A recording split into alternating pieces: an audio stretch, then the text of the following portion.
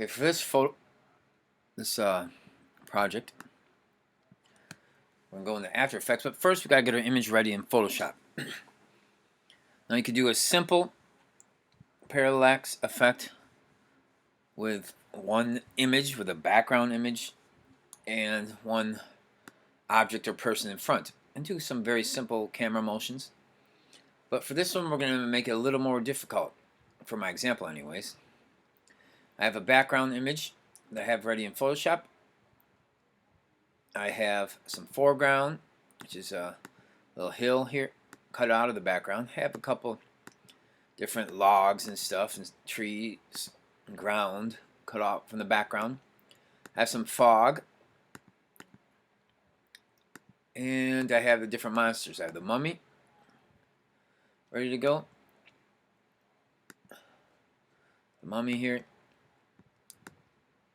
Dracula, Wolfman, and then this tombstone here, and once again the background.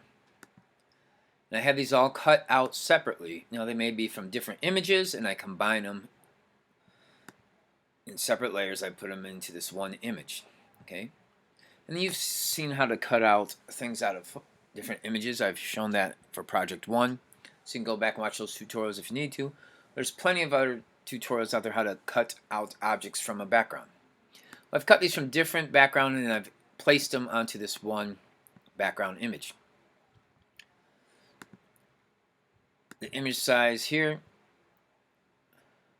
I'm looking at pixels. 1920 by 1080 is a good starting point. 1920 by 1080, that'd be like a 1080p size for a film. Now we'll adjust some of these background sizes, these image sizes once we get into After Effects, but they're pretty close to the size we need them. And I want to make sure everything's within my actual file here. I have another tombstone here. Everything's actually within the frame here, just sit in there loosely. Sort of close to the right place, but I want to make sure they're completely on here so there's no problems when I'm importing them into After Effects.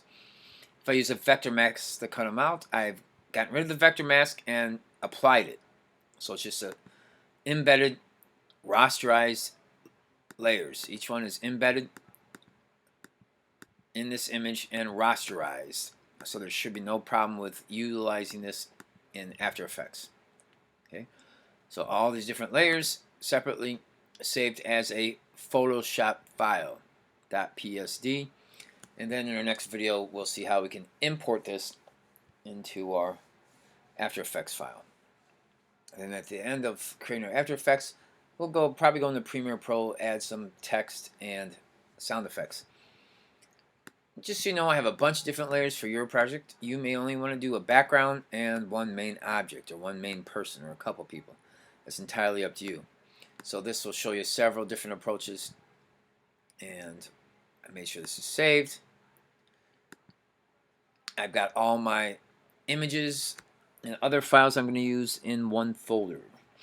For this one, this is going to be like a advertisement for a Halloween fundraiser or a Halloween dance or something like that, a local event or for a local charity or institution. See you in the next video.